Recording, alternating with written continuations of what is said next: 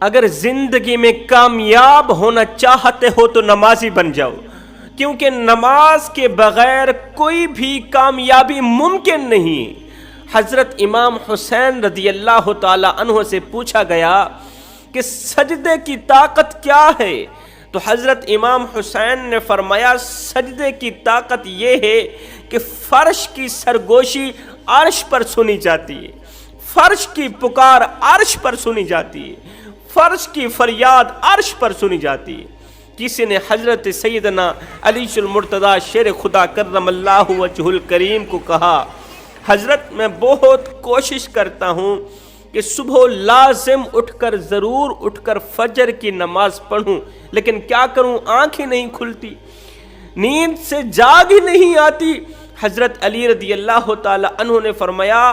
یہ مت کہا کرو کہ نیند سے جاگ نہیں آتی، یہ مت کہا کرو کہ آنکھ نہیں کھلتی، یہ نیند کی وجہ نہیں ہے۔ اس نے کہا حضرت پھر کس چیز کی وجہ ہے؟ فرمایا جو تم پورا دن گناہوں پر گناہ کرتے ہو، پورا دن جھوٹ بولتے ہو، سود کا کاروبار کرتے ہو، لوگوں کو دکھ دیتے ہو، درد دیتے ہو، پورا دن لوگوں کی عزت والی پگڑی خاک میں ملاتے ہو، غیبت کرتے ہو، چغلی کرتے ہو، غیبت کے ذریعے، چغلی کے ذریعے ایک دوسرے بھائیوں کو آپس میں لڑاتے ہو، جھگڑاتے ہو۔ فرمایا پورا دن جو تم گناہ کرتے ہو، بس وہی گناہ تمہاری گردن میں توق ڈال کے، تمہارے ہاتھوں میں ہتھ کڑیاں ڈال کے، تمہارے پیروں میں زنجیر ڈال کے تمہیں اٹھنے نہیں دیتے، تمہاری گردن میں توق ڈال دیتے ہیں، تمہارے پیروں میں زنجیریں ڈال دیتے ہیں، نماز کے لیے اٹھنے نہیں دیتے، اللہ کے حضور جھکنے کے لیے اٹھنے نہیں دیتے۔ ایک شخص حضرت حسن بصری کے پاس آیا، کہا حضرت میں نماز بھی نہیں پڑھتا، استغفر اللہ، میں اللہ کے حضور جھکتا ہی نہیں، میں اللہ کو سجدہ تک نہیں کرتا، لیکن پھر بھی اللہ مجھ پہ اتنا خوش ہے کہ بس وہ مجھے دیتا ہی چلا جا رہا ہے۔ حضرت آپ کہتے ہیں جو شخص نماز نہیں پڑھتا وہ مصیبتوں میں مبتلا کیا جاتا ہے، وہ اللہ کے عذاب میں مبتلا کیا جاتا ہے، لیکن اللہ نے تو مجھے کسی قسم کے عذاب میں نہیں ڈالا، الٹا اللہ تو مجھ پہ اتنا خوش ہے کہ بس دیتا ہی چلا جا رہا ہے، اللہ نے تو مجھے کسی قسم کے عذاب میں نہیں ڈالا۔ یہ سن کر حضرت حسن بصری نے فرمایا او نادان، کیا یہ سزا تیرے لیے کافی نہیں ہے کہ اللہ تعالیٰ نے تجھے سب کچھ دے کر نماز کی توفیق چھین لی ہے، اللہ تعالیٰ نے تجھے سب کچھ دے کر سجدوں کی لذت چھین لی ہے، سجدوں کی توفیق چھین لی ہے، اللہ تعالیٰ نے تجھے سب کچھ دیا، نماز پڑھنے کی توفیق نہیں دی، اس کا مطلب تو دنیا میں بھی ناکام، تو آخرت میں بھی ناکام۔ سجدوں کی توفیق ملنا بھی رب کی نعمتوں میں سے ایک نعمت ہے، ورنہ جن سے یہ توفیق چھین لی جاتی ہے نا، پھر نہ وہ دنیا کے رہتے ہیں اور نہ ہی وہ آخرت کے رہتے ہیں۔ جب سے ہم نے اللہ کے گھر کو ویران کیا، اللہ نے ہمارے ہنستے بستے گھر کو اجاڑ کے رکھ دیا۔ آج گھر گھر پریشانیوں کی دلدل میں پھنسا ہوا ہے، گھر میں رہنے والا ہر ایک انسان سکھ کی سانس نہیں لے پا رہا، چھوٹے سے لے کر بڑا، بڑے سے لے کر چھوٹا، کوئی بھی شخص، کوئی بھی بچہ، کوئی بھی بڑا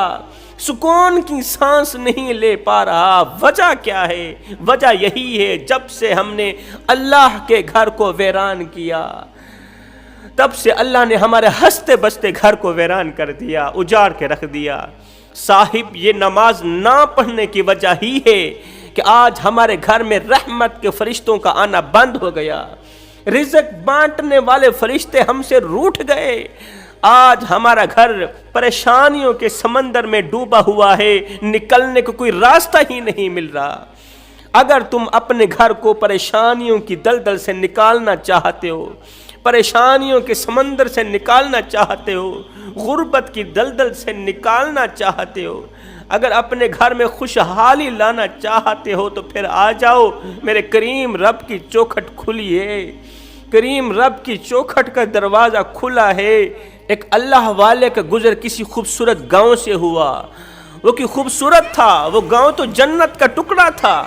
اتنا خوبصورت تھا کہ دیکھنے والے کو جنت کا ٹکڑا لگتا تھا۔ گاؤں میں رہنے والے لوگ اس قدر خوشحال اور مہمان نواز تھے کہ ان لوگوں نے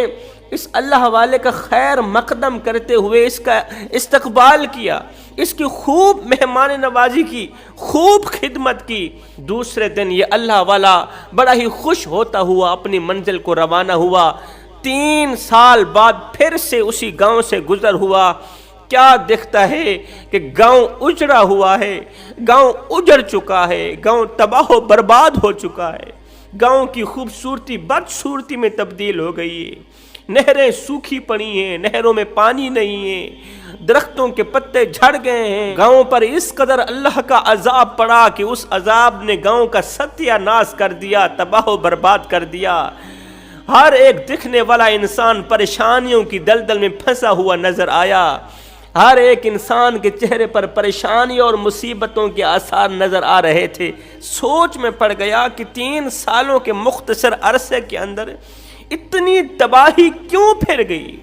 یہ گاؤں کیسے برباد ہوا۔ ایک رات اسی گاؤں کے اندر رہا، اس اللہ والے نے استخارہ کیا یہ جاننے کے لیے کہ آخر یہ گاؤں کیوں برباد ہوا۔ اس اللہ والے نے رات کو استخارہ کیا۔ استخارے کی دنیا میں اسے بتایا گیا کہ ایک بے نمازی کا گزر اسی گاؤں سے ہوا تھا، ایک بے نمازی کا گزر اسی گاؤں سے ہوا۔ اس بے نمازی کی نحوست نے نہر کے پانی کو ختم کر دیا، اس بے نمازی کی نحوست کی وجہ سے درختوں کے پتے جھڑ گئے، قحط پڑا، قحط پڑنے کی وجہ سے جانور بھوک سے مرنے لگے، جانور پیاس سے مرنے لگے۔ جب روزی کا سلسلہ ختم ہوا تو غربت نے گاؤں میں رہنے والے ہر ایک گھر کا دروازہ آن کھٹکھٹایا۔ غربت نے پورے کے پورے گاؤں کو اپنی لپیٹ میں لے لیا، اس گاؤں کو پریشانیوں کی دلدل میں پھنسا دیا، خوبصورتی کو بدصورتی میں تبدیل کر دیا۔ میں سوچ میں پڑ گیا کہ اگر ایک خوبصورت گاؤں کے قریب سے ایک بے نمازی کا گزر ہو تو اس کی نحوست یہ پڑتی ہے کہ گاؤں کو تباہ و برباد کر کے رکھ دیتی ہے۔ مجھے بتاؤ، جس گھر میں رہنے والے سارے کے سارے لوگ بھی بے نمازی ہوں، جس گھر میں رہنے والے چھوٹے سے لے کر بڑوں تک سارے کے سارے لوگ بے نمازی ہوں، اس گھر میں سکون کہاں سے آئے، اس گھر میں امن کہاں سے آئے؟ میرے نبی نے 14ویں رات کے چاند کی طرف دیکھا، صحابہ کو اشارہ کرتے ہوئے فرمایا، صحابہ ذرا چاند کی طرف دیکھو نا، کس طرح صاف و شفاف دکھائی دے رہا ہے، دیکھنے میں کسی قسم کی دقت محسوس نہیں ہو رہی۔ صحابہ کیا تم چاہتے ہو کہ قیامت کے دن میرا رب بھی تمہارے اس طرح سامنے آئے، میرے رب کا دیدار بھی اس طرح ہو، اس طرح صاف و شفاف ہو جس طرح تم 14ویں رات کے چاند کو دیکھ رہے ہو؟ صحابہ نے عرض کی، یا رسول اللہ ضرور، کیوں نہیں؟ میرے نبی نے فرمایا، اگر تم قیامت کے دن اسی طرح صاف و شفاف میرے رب کا دیدار کرنا چاہتے ہو تو پھر فجر کی نماز اور عصر کی نماز میں سستی نہ کرنا۔ آج کی عورتیں کہتی ہیں جی کام کاج بڑے ہیں،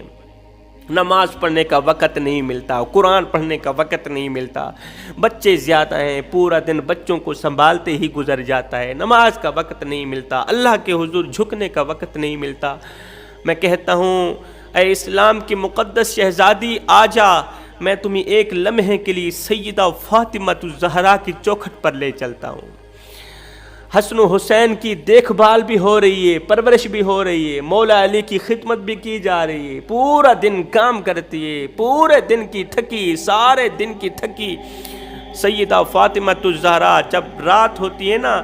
تو سونے کے لیے بستر نہیں بچھاتی بلکہ مصلی بچھا کے پوری رات مصلی کے اوپر کھڑی رہتی ہے، پوری رات قیام میں کھڑی رہتی ہے، ایک سجدہ کرتی نہیں کہ فجر ہو جاتی ہے۔ جب فجر ہو جاتی ہے تو رو کر کہتی ہے، او میرے رب،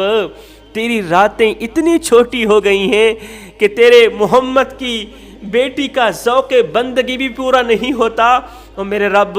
ایک رات تو اتنی بڑی بنا دے کہ تیرے محبوب کی بیٹی تجھے رج رج کے سجدہ تو کر سکے۔